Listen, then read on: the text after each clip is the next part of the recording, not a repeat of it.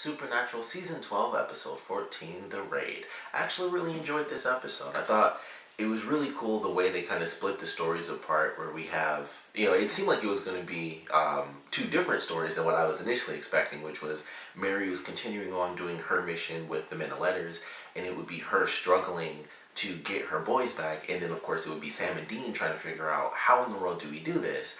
And that doesn't end up being the case like I thought it was. I figured that would be the whole focus of this episode. I knew that the vampire thing was a big part of it, but I thought that would be the main point, was the emotional aspect of it. And rather than the emotional element being, how do we get past this and how do we deal with this betrayal, that was kind of like the first 10 minutes of the episode. And then Sam ends up going to meet with Mary with the Men of Letters at their temporary base, which still seemed unbelievably amazing.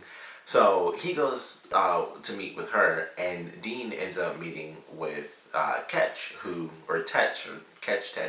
that guy. I believe it's Tetch. So he comes to the bunker, which I love that scene where he's like, "How'd you find us?" And he's like, "Well, it's a Men of Letters bunker. It's no secret." It's like, oh yeah.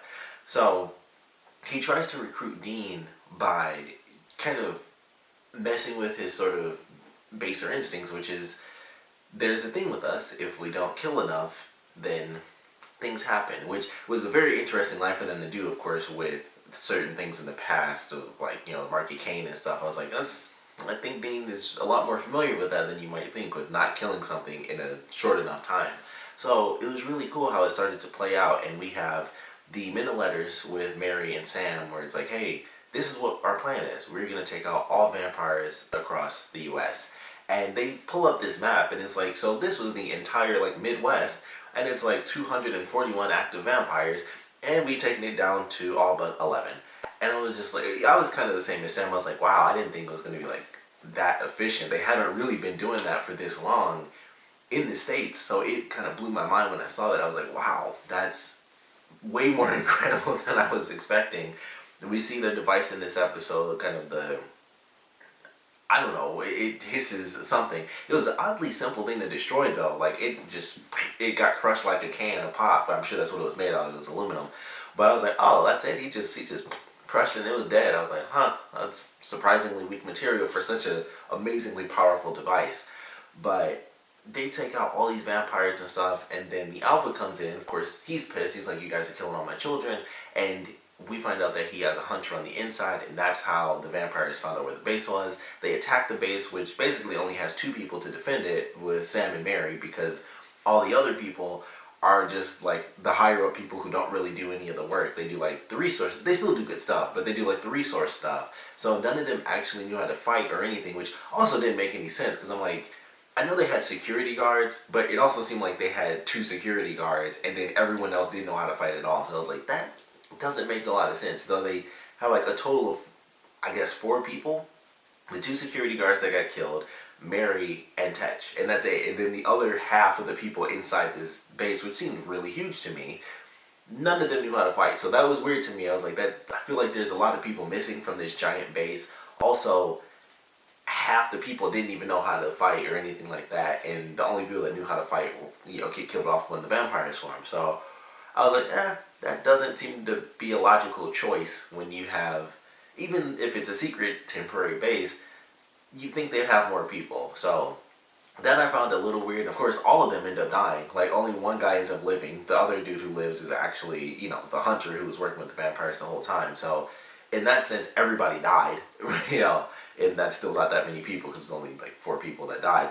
But it was very interesting watching it play out that way. And of course we have Dean and Tetch, and they go to where this nest was supposed to be at, and they find the woman who, and I was curious why she stayed behind. She said she didn't know where they went, which of course was a lie, but I still thought that was weird. I was like, why did she get left behind? Maybe she didn't want to because she was kind of in distress. Her introduction in this episode was they killed all my family. So I could see you not wanting to go full force again. You might want revenge, but it's I'm kind of distraught. Might get myself killed. So kind of makes sense why she wouldn't stay behind, but they didn't give any real explanation for it. So I thought it was a little weird that she just wouldn't be with them.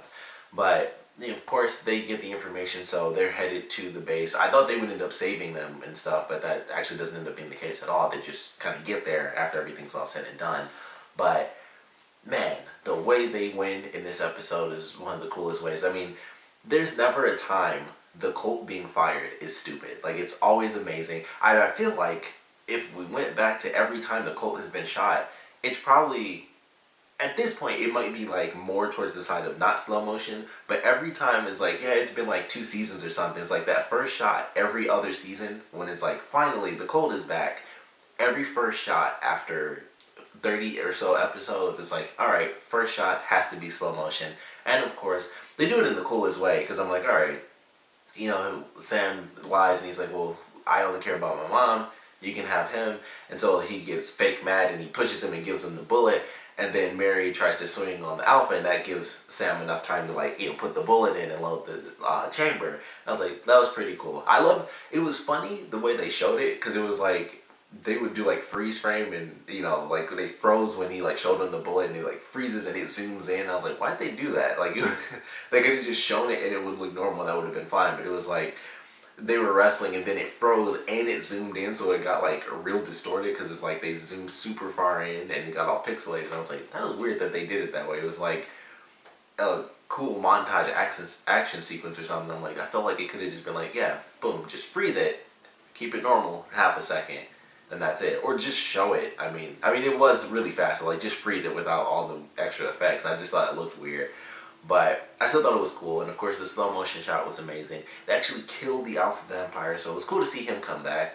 I'm kind of surprised that he died, if I'm being totally honest, so that's a huge step for the series. I don't know how big of a deal that's going to be, but that's a huge deal. They killed the Alpha, and I just thought that was pretty freaking awesome. And they just, you know, they showed the shot and it went all the way through his head, and I was freaking out because I'm like, you know, they had to remake the bullets, and I'm like, okay, it seemed like it worked. He had that little smirk, and then it stopped, and like he's kind of sizzling a little, and then I'm like, oh, but he's not falling, he's not exploding, but he was still flashing a little, and I'm like, it's maybe he's containing it and it's slowing down.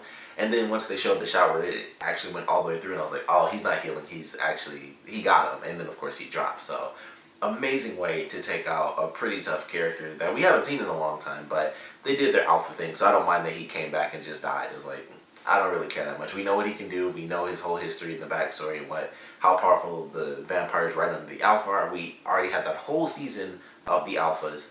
They even do a lot of flashbacks, which I actually liked, where they talk about, like, you know, you guys go in, you know, the vampires, they hunt in either small nests or big nests. Sometimes, very rarely, it's solo.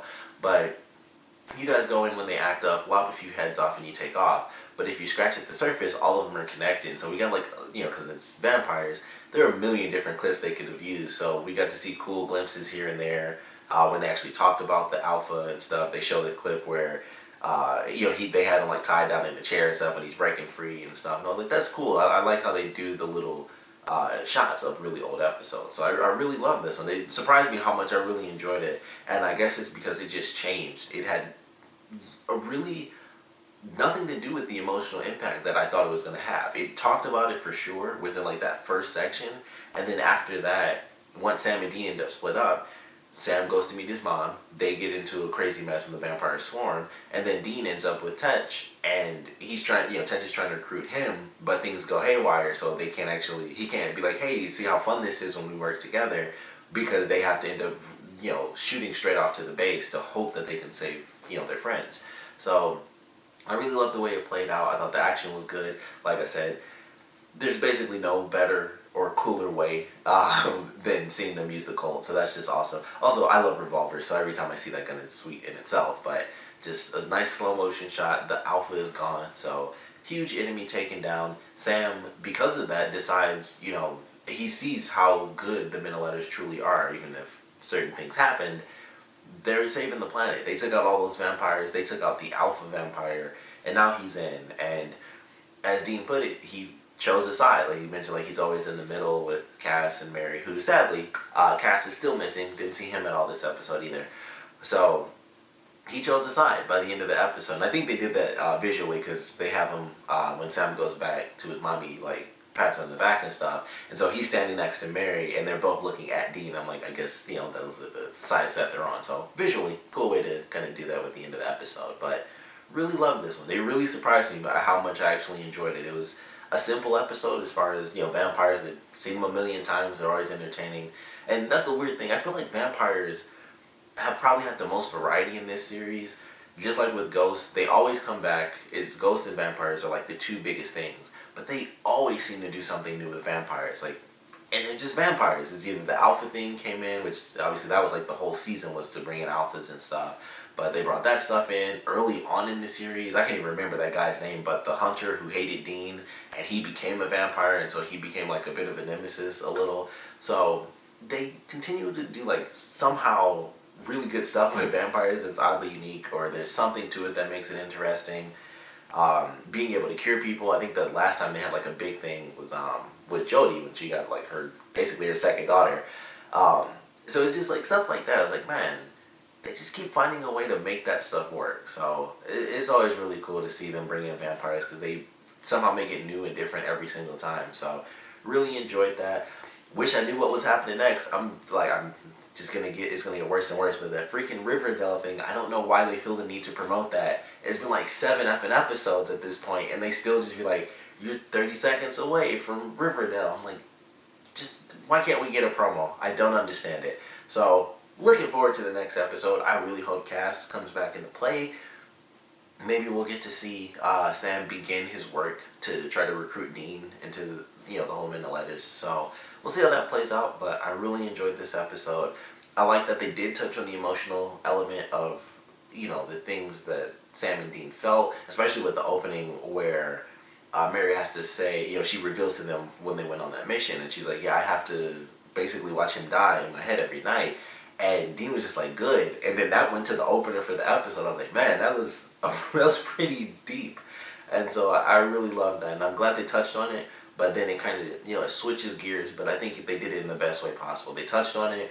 They had the stuff with the text. Like I said, it was probably the first 10 minutes still of the whole episode. And then once Sam ends up with Mary and he gets kind of, I won't say indoctrinated, that's a very bad term to use, but he gets to see, what the Men of Letters have truly accomplished, and then he has to work with them.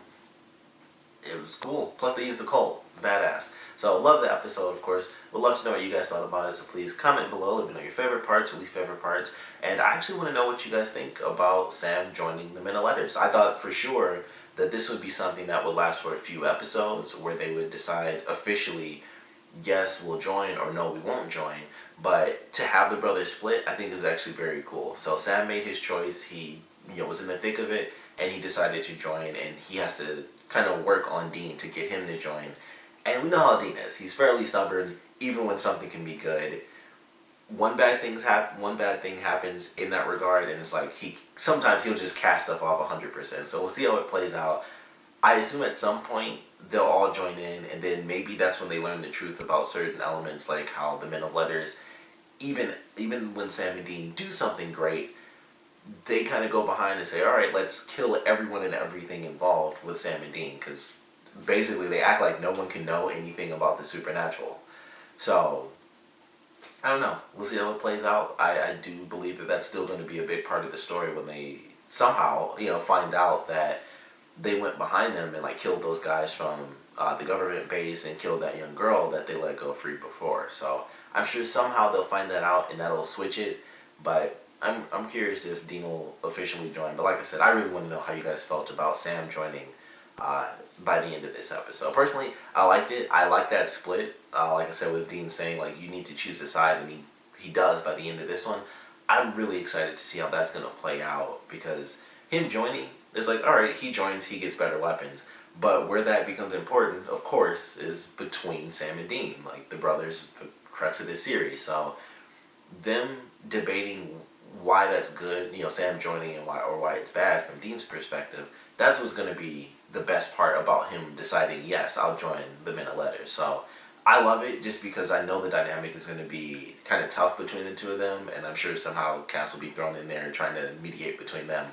But I'm really excited that he joined by the end of this episode. But would love to know how you guys feel about it. And of course, I want to know what you guys thought about this episode in general. So please comment below, let me know, and thanks for watching.